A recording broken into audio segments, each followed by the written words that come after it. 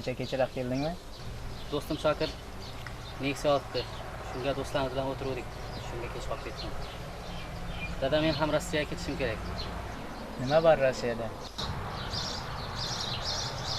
Qo'lingda guldek hunaring bor. Nima, men yosh bolamanmi sizlarga? Ketaman dedimmi, ketaman. O'ylab ko'r. Nasihatlarim jonga tegib bilan. Televizorda nima gaplar bor?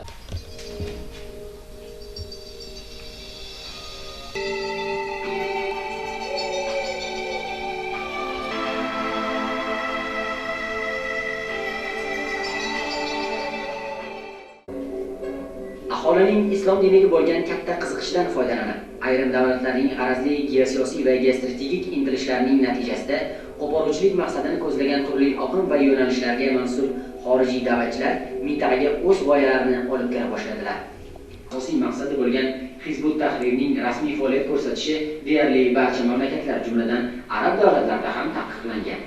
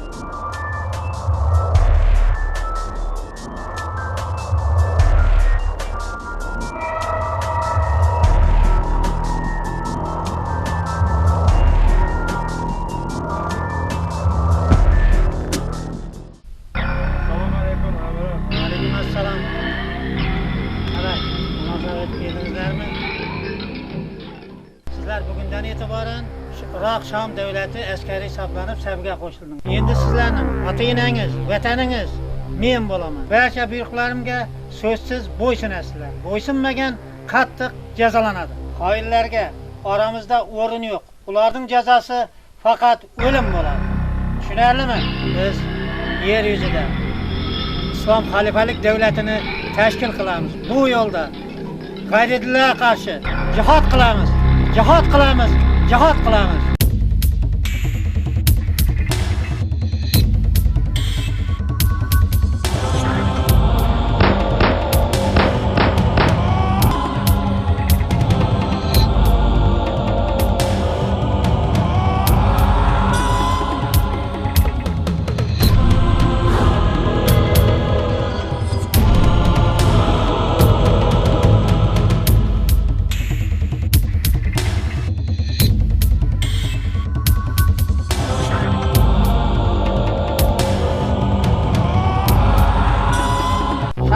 Tayyormisizlar? Tayyormiz.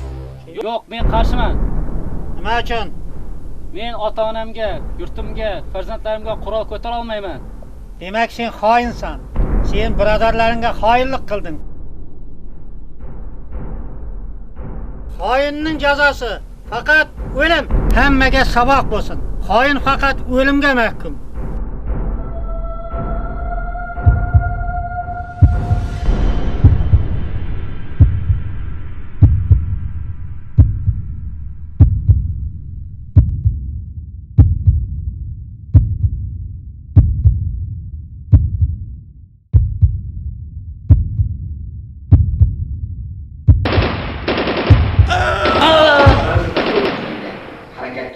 barbod qilinib, jangovarlik qobiliyati susaytirildi.